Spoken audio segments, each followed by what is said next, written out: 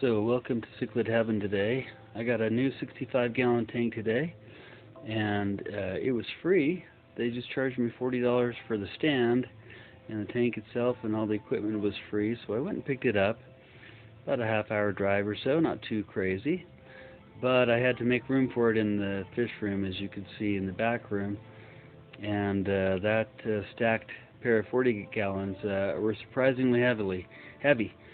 So I was able to move it with just my legs, because I drained them down about 3/4 of the way and got it there. So after getting it there, it needed some cleaning up. So filled it up first of all, put the light on, made sure everything worked, and looked pretty good. So I just started cleaning it up and measured a little bit so that I can get some glass, either cut for it myself or somebody else, because it was open top.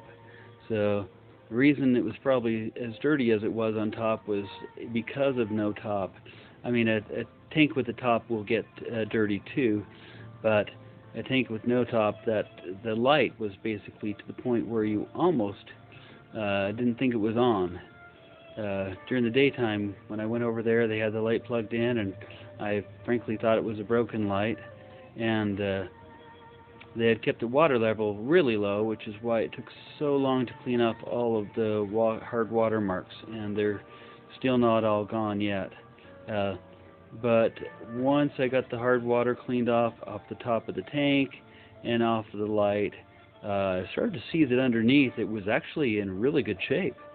So I was very pleased with that. The light actually a decent light. It's full length. It's a full 4-foot strip light for the 65-gallon. One of those Aqua Neat ones that you see all the time. They're pretty cheap, but I think they do a pretty good job. So anyway, getting that cleaned, vacuumed it out just a little bit, just to try and get as much of the detritus and fish poop out of there. Just dumped in the previous substrate and got the substrate in there and spread it out and vacuumed it out again. So I probably just wanted to leave as much of the substrate undisturbed as possible, because of course in the substrate is the majority, that and the filters of course, is the majority of the beneficial bacteria. So I put in the decorations that he had in his aquarium, which I really kind of liked.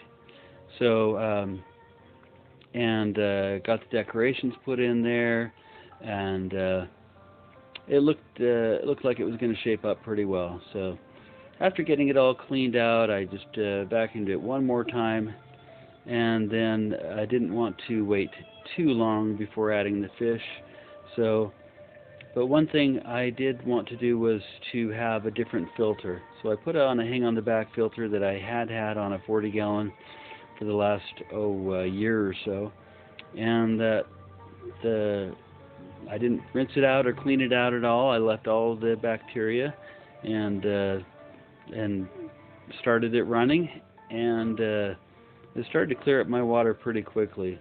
Put a sponge filter in the corner, that on there, and eventually one more filter that was more of a circulator, and then I brought the fish in. Nice thing is, my tap water this time of year is 80 degrees, so put the fish in there, and they're kind of fun. I got a bluegill that he caught in the lake, or in a local stream, a Chinese algae eater, a big old Plecostomus, a couple of bristlenose Plecostomus, which you're probably not going to see in this video, and also a couple of mollies.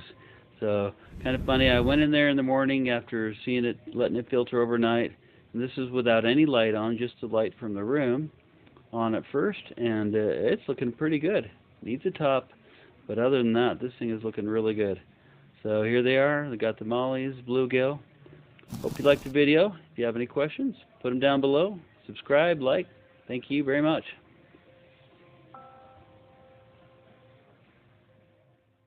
Oops, I forgot to mention one more thing. The tank came with all this cool stuff. I got a giant thing of food, total dissolved solids and pH meters. I got stress coat, algae fix, melifix, pimafix, pH fixer, just about everything you can imagine. I got an extra light, a filter pad, a net, another pump, filter. I mean, it's just a ton of stuff. So I was excited to restock on some food that I was running low on, like my Tetra Min. And the fish really are cool. I've never had a bluegill before. Never even considered having a bluegill before. I think he'll mix up pretty well with some of my cichlids that I've got. And I'll probably rehome those mollies, although they are pretty cute.